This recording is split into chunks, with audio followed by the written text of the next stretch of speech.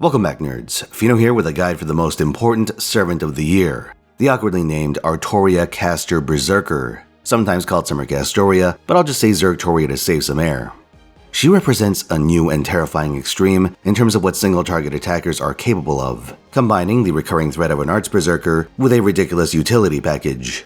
So can Zergtoria ascend to become a true must-roll attacker? Let's find out. Her noble phantasm, Hopewell Camelot, is the most important piece of the puzzle, so let's start there. It's a single target attack that, on the utility side, applies 3 turns of crit chance down to the enemies and 1 hit of anti-enforcement defense to your team. That's the same buff that Castoria gives, just without the ability to gain extra stacks. The upside is that if you're just spamming Hopewell Camelot as often as possible, you actually mitigate a fair bit of the damage coming your way. Zergtoria would need to lose the 1 in 3 twice to take any damage, and the odds of it being a critical hit are lower, even more so with her passive Fey Eyes. Now she is missing a heal, so any damage that gets through tends to stick, but she's a lot less likely to spontaneously explode than other attackers, which is a great feature to have as a Berserker. The bad news is that you can't re-up anti-enforcement defense by overriding it, so if you sequence Hopewell Camelot into Castoria's Round of Avalon, you still have 1 stack at the end of the turn. This creates defensive anti-synergy between the two of them, and you're incentivized to use Castoria first in most situations, because that way Zergtoria gets an attack buff, and if your Castoria is manually overcharged, you do end up with more stacks overall.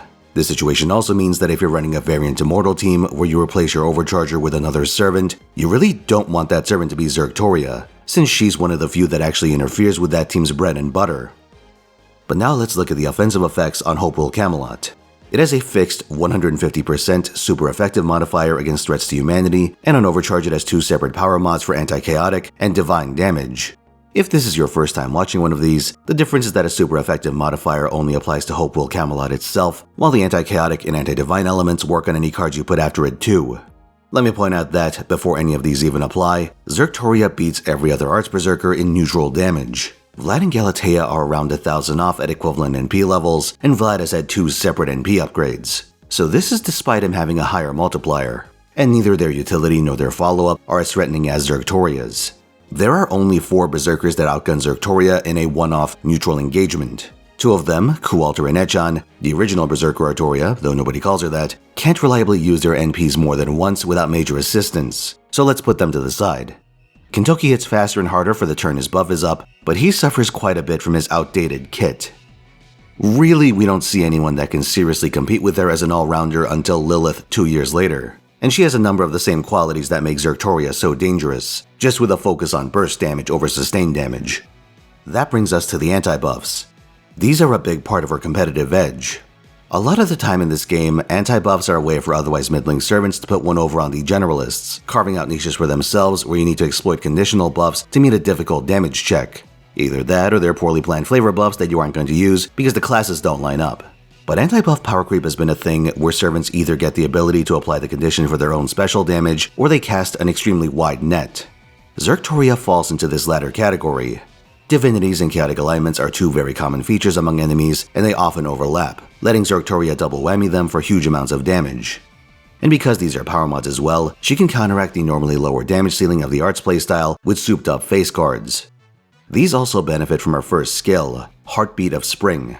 This is a 50% battery that gives both crit damage and a tremendous amount of star absorption. Berserkers have atrocious absorption stats, so skills like this are a necessity if you can't hit the star cap or don't plan to go solo. One example where this came into play for me is the Bibi Dubai fight in Archetype Inception. What you're seeing right now is from the Super Recollection version. She normally doesn't have this much health. Due to one of Bibi's breakmar mechanics, she effectively has 3 health bars and a 50% guts, which you can't purge. Someone like Uesugi Kenshin can manhandle her for the first 3 turns, but that guts means you'll run out of steam if you're just playing with noble phantasms. Kenshin has her own crit buffs to fish for a double tap, but at Super Recollection health values, that's a daunting task. On the other hand, Bibi Dubai is both divine and chaotic, so if you get a decent enough hand on turn 3, look what Zergtoria does to her. God damn! Holy shit! Come on! That's the value of excessively broad and non-exclusive power mods. There are a lot of relevant servants that get double whammied, and here are a bunch of notable victims. Tezcatlipoca, Ibuki Doji, Ozymandias, Kama, Ereshkigal, Romulus Carinus, Heracles, Taiga Fujimura, Lilith, Gilgamesh, Ashwataman, Nidacris Alter, Summer Bibi, Typhon, Ashiadoman, Ku Alter, Dioscuri, Altera, Saber Medusa? That's a partial list, and these aren't even random seasonal event servants. A large number of those either appear in the main story, show up in 90++, or the game finds excuses to make them bosses all the time. Or all three. So beyond being an attacker that can just generically bludgeon enemies, Zergtoria is often ideal or near ideal. It's ridiculous, isn't it? Though he isn't divine, Oberon is double whammied a different way, through the combination of his chaotic alignment and threat to humanity's status. Speaking of which, threat to humanity is a trait that gets less mileage than the other two, and there are a few reasons for this. The first is that threats to humanity are fairly rare enemies to begin with, and while you fight a bunch of them in the main story, the game doesn't usually throw trees of emptiness or midnight snack Barghest into events or farming nodes. The second is that a lot of threats to humanity are foreigners, which naturally resist berserkers. But even in this, Zergtoria finds a way to be cheeky. You see, a good chunk of the foreigner servants are chaotic, divine, and threats to humanity. That's a triple whammy, and with that much firepower, there are situations where Zergtoria can actually overcome class disadvantage through sheer anti-buff firepower and blow them up anyway. Hokusai, Foreigner Abigail, Yangui Fei, and Van Gogh all fall under this category. And if you can find Saber Hokusai out in the wild, she gets triple whammied without class disadvantage, so you can stuff her like it's an Ankamon Dojin. These are just her single core credentials. Another supremely unfair thing about Zergtoria is that she's like the ultimate generic single target for multi-core 2. That brings us to her other skills. Fae of Summer is a 20% battery and +2 overcharge buff that grants your team NP gain. When her power mods are relevant, you want this to go onto Zergtoria herself, but it's a very flexible tool. With her other 50% battery and Castoria's presence, Zergtoria doesn't necessarily need this to function. It just needs to go onto someone. Like Ibuki Doji against Earth attribute enemies, Ash the Savior to cheat turns off last resort, or whatever AoE you just happen to be using at the moment. Someone like UDK Barghest would probably want the raw charge. Holy Sword handling is going to be relevant regardless of how you play Zergtoria. It's a personal arts and stars per turn buff for 3 turns, and it comes with a single turn of invulnerability. One of the downsides of having such a powerful kit is that in most situations, this invuln is going to be wasted. Not only do you have at least one anti-enforcement stack from Hopewell Camelot, but remember that Castoria's arts buff also comes with an invuln, and you have every incentive to just pop them all on turn 1. Aside from that, the star effect is good to assist in getting crits, and the arts buff is obviously useful for this arts attacker. For your preparations, I strongly recommend you get Zergtoria's starting charge append. This lets you have between 70 and 90% charge available for her, depending on where you commit Fae of Summer. This is very convenient for multi-core setups since you have more flexibility as to how you use your targeted charge effects. Craft essence wise, Black Grail is the obvious go-to for its immense damage contribution. That said, you won't have a great option for dealing with enemies who have mitigation effects like invulnerability or massive defense. To get around the former, you should run a teammate like Calamity Jane, or if you need both effects, Sherlock Holmes.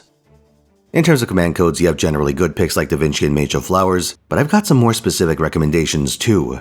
Grateful of Owari gives anti-divine crit damage, Mirage on the Sea of Sand is both crit and NP damage, so remember to sequence it before Hopewell Camelot if your buffs aren't relevant, and after your NP if they are. Holy Knight's Aurora gives a number of flat stars to assist your crit follow-up, and Maiden of Orleans can help you recover some of the damage that gets through your defensive screen.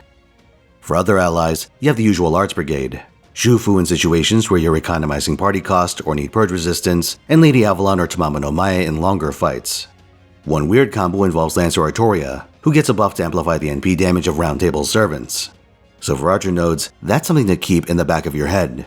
However, it's hard to ignore the meta Horde combo. Summer Ibuki Doji's a fellow Arch Berserker, and you can shift overcharge and other buffs between the two based on what anti-buffs you need.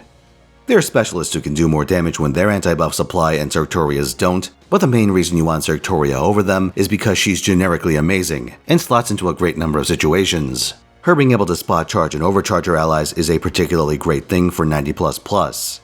Leveling, grailing, and then overgrailing her creates wiggle room in your team building and lets you run less optimal attackers in your AoE slot.